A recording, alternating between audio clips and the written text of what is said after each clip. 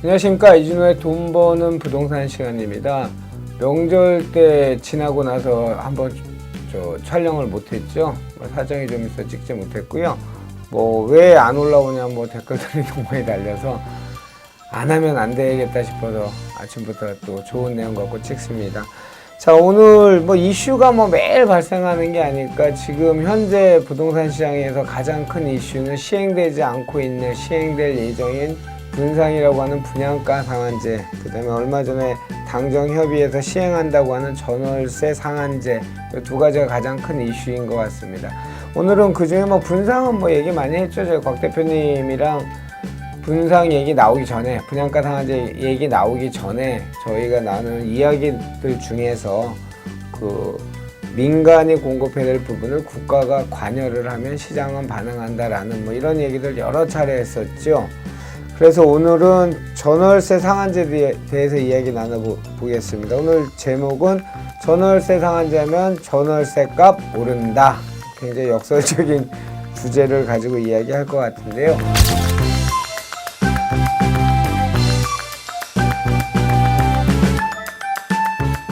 오늘도 저에게 좋은 정보 주실 분은 주식회사 도시아공간 곽창석 대표님 나오셨습니다. 안녕하십니까? 네, 안녕하세요. 되게 역설적이에요.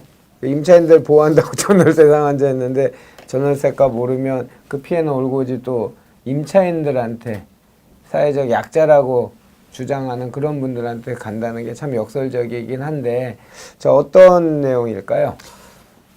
전월세 상한제는 이제 분양가 상한제하고 연결돼 가지고 원래는 한 내년 정도에 발의를 해서 내년 가을 정기국회 통과시키고 내후년부터 시행하는 계획을 갖고 있었던 것 같아요. 예. 근데 이번에 좀 국토부가 아니고 이번에는 보니까 법무부하고 민주당하고 해서 아예 올해 가을 국회 통과시켜서 내년부터 시행하겠다 이런 말이 나왔고요. 지금 분양 받으려고 로또 분양 기다리고 계시는 분들 있거든요.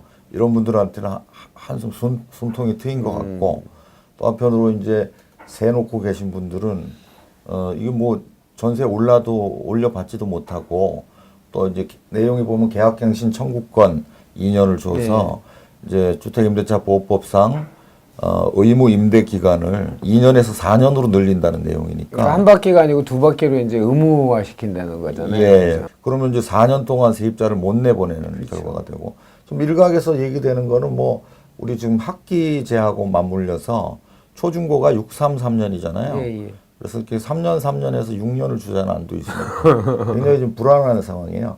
그래서 이제 전월세 상한제를 하면 이렇게 못 올리니까 전세가 안정될 건가? 아니면은 많은 이제 전문가들이 이미 예상을 하고 있죠.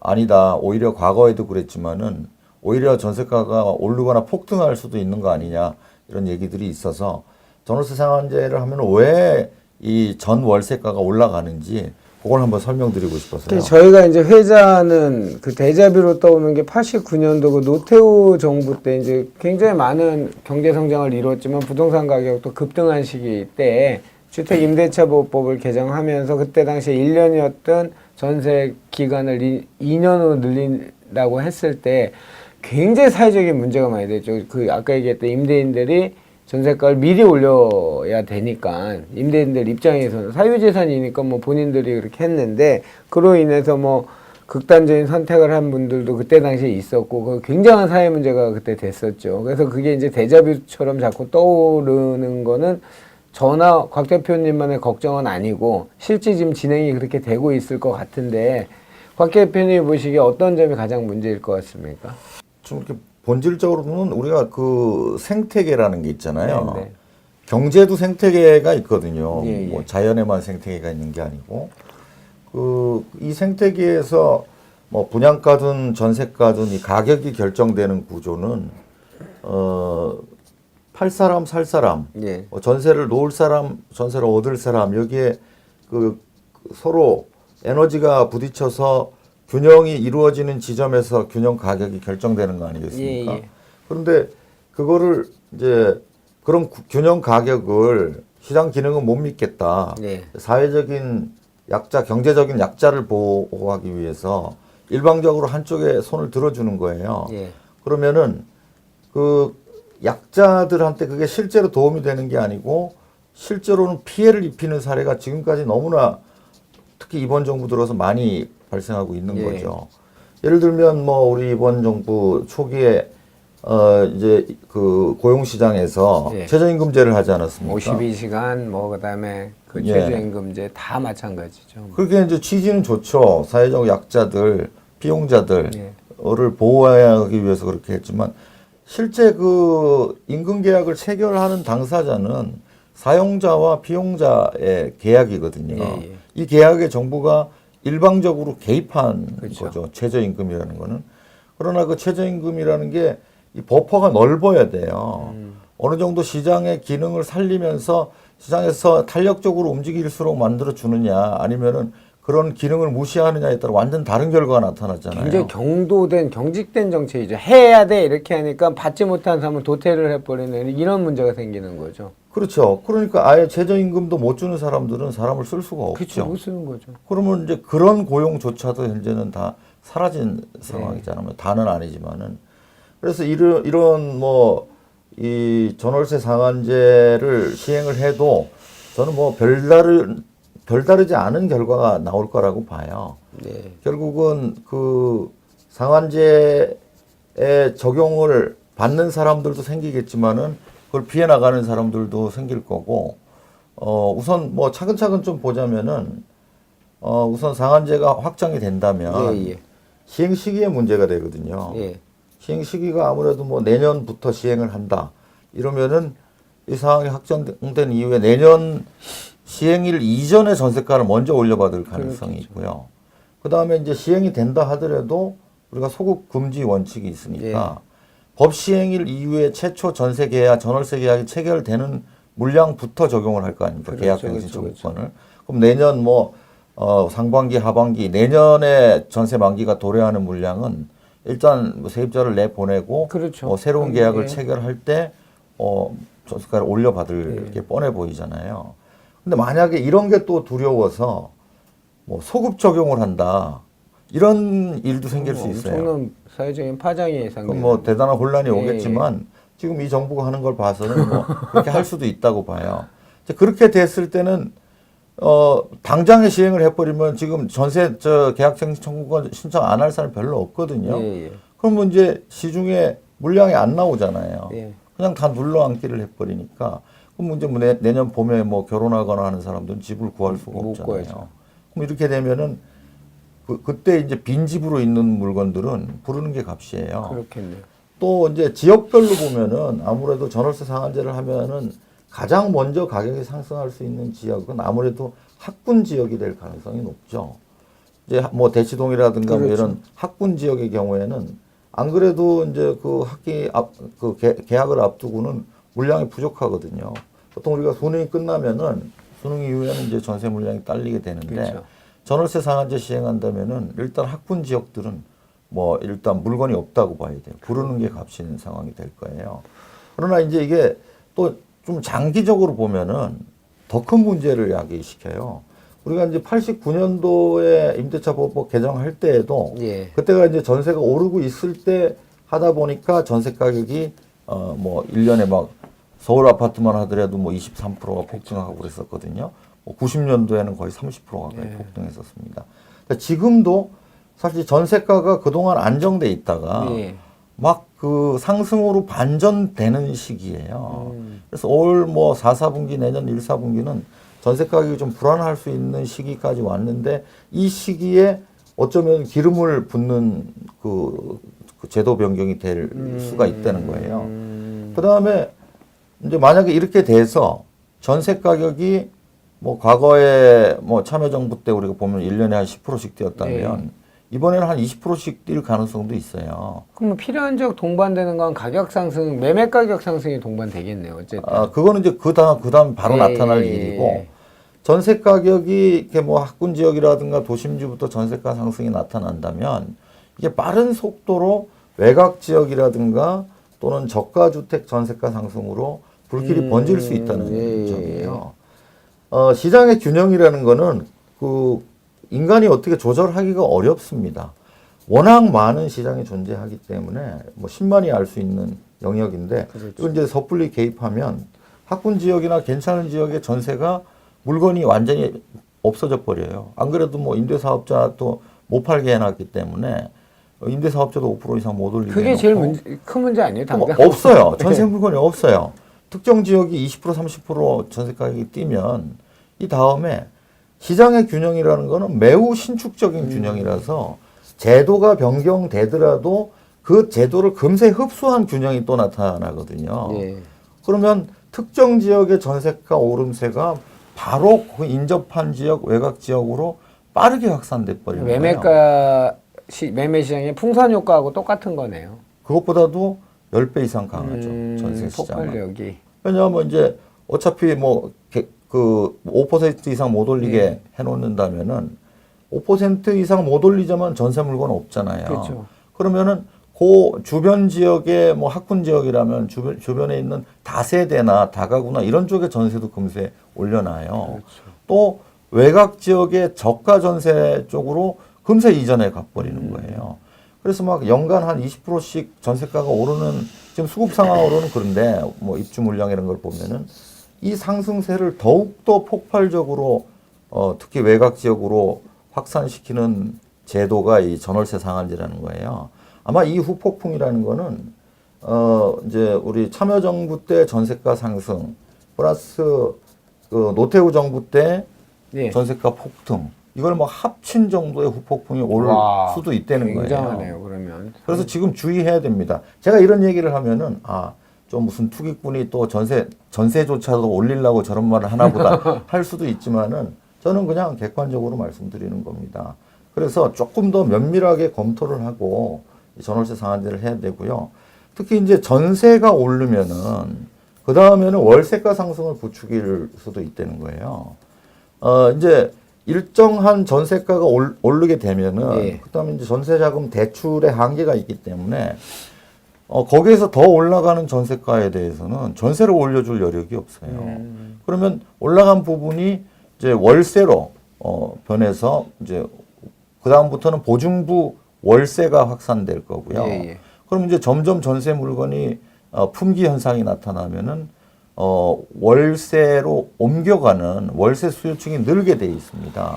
그러면 이제 월세 가격도 점점 올려서 전월세 상한제를 만약 시행하게 된다면은 제가 볼 때는 뭐 길면 한 4, 5년 이 정도면은 그 월세 물량이 전세 물량에 비해서 압도적으로 많아지지 않겠는가. 전세가 너무 올라가니까. 최근에 2012년부터 16년까지 전세가 올랐거든요. 계속 올랐죠. 그렇게 오르면서 순수 전세와 반전세를 포함한 월세와 비율이 거의 비슷한 수준까지 갔었어요. 예.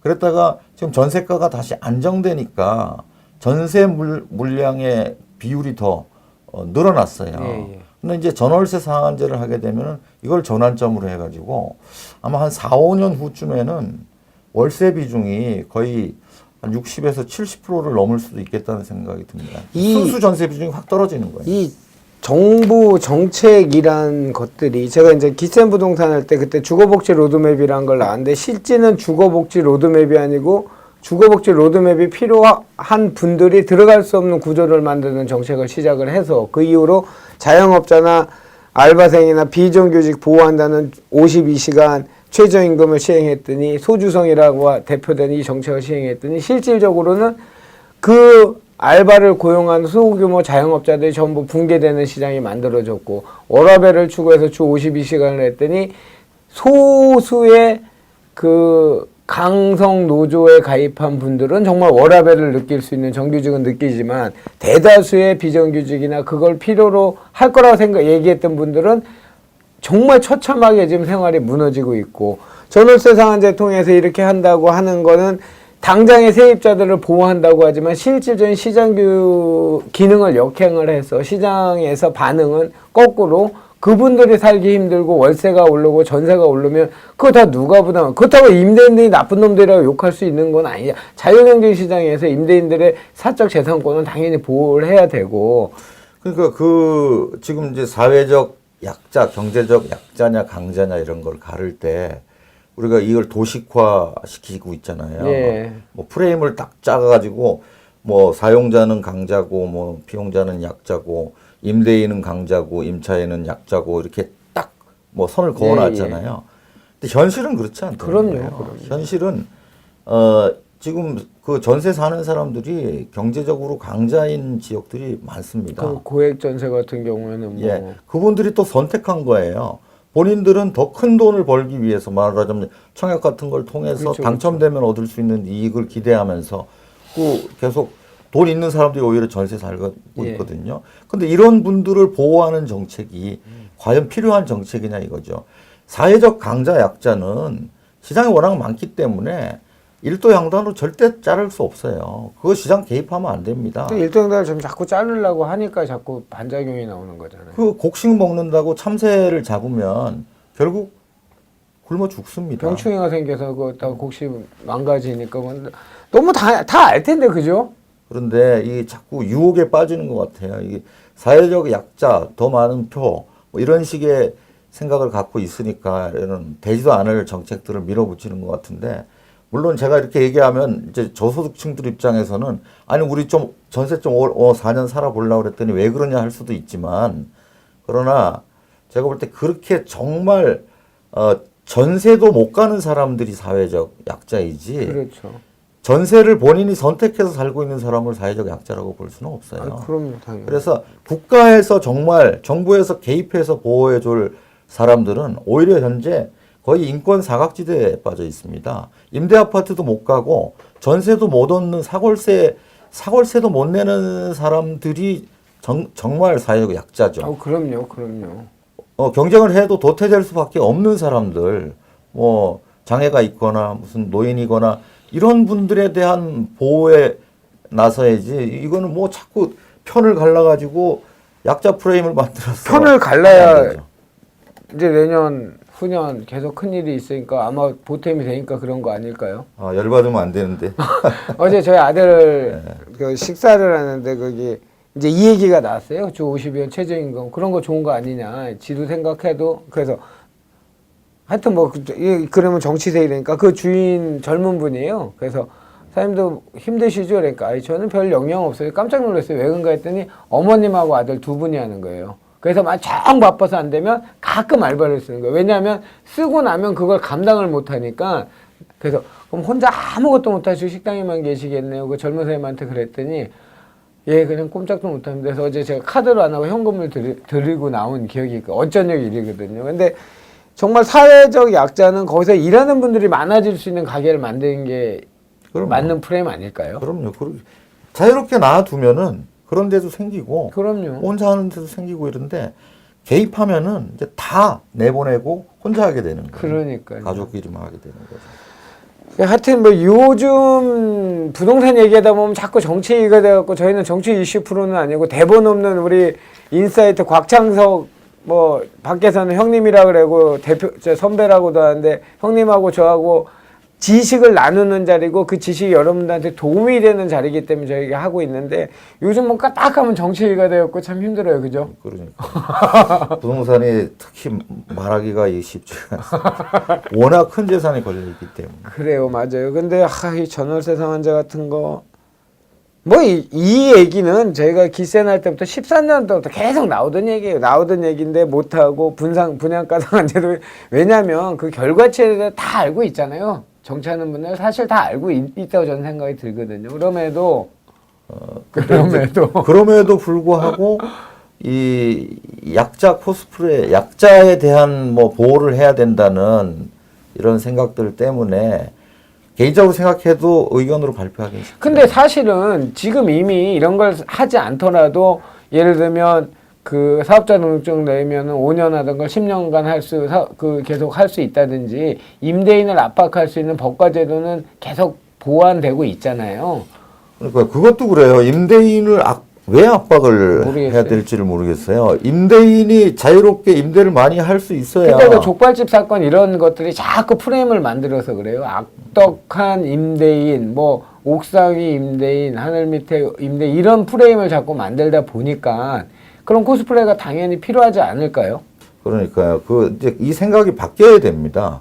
뭐 임대인은 강자고 임차인은 약자고 이런 생각이 바뀌어야 되고 더 많은 임대인이 생겨나고 더 많은 임대인들이 생겨나서 많은 물량을 공급을 떨어지겠죠. 해줘야 가격이 그래 떨어지겠죠. 임대료가 떨어지죠. 그러죠. 당연하죠. 임대 사업을 못하게 계속 누르고 뭐 임대인에 대해서 뭐 4년 동안 전세 나라 이런 규제를 가하면서 임대인이 늘어날 수가 없잖아요. 그렇죠. 그러면 장기적으로 물량이 없으면은 뭐 비싸게 들어갈 수밖에 없는 거죠. 저희는 이렇게 얘기해서 웃지만 이 실제 이런 일을 이제 사회적 현상이나 부동산 시장의 반응으로 나타날 때 얼마나 힘들고 고통스러울지는 참 깝깝합니다. 사실 깝깝한데 뭐 저희 둘이 할 수 있는 게 없죠. 이렇게 얘기를 해서 여러분들한테 저희가 알을 전달해 드리는 방법이 저희가 하는 최선인데 그거 뭐 받아들이실 수 있는 분은 저희 프로그램 좋다고 구독도 눌러주시고 좋아요도 눌러주시고 하면 저희한테 힘이 되죠. 뭐 저희가 딴 게 뭐가 있겠습니까? 그냥 조회수나 이런 거로 만족하는 분들이죠. 우리 곽창석 대표님 했던 거 조회수 형님 10만, 20만 나왔어요. 우리 거 이제 점점 느나 봐요. 형님 전문가들이 일과 시작하기 전에 저희 프로 보고 시작한대. 왜 저희는 그거 보고서 둘이 소주 먹고 낄낄 됩니다. 원래 뭐 딴 거 다 아무것도 없습니다. 하여튼 여러분들 그런 작은 힘드신 거 아니잖아요. 좋아요, 구독 눌러주시고 이게 딴 유튜버를 보니까 이런 멘트도 하더라고요. 중간에 저희 광고 나오면 광고 끝까지 봐주십시오. 그것도 도움이 왜 도움이 될지 모른다는 그런 멘트도 하더라고요.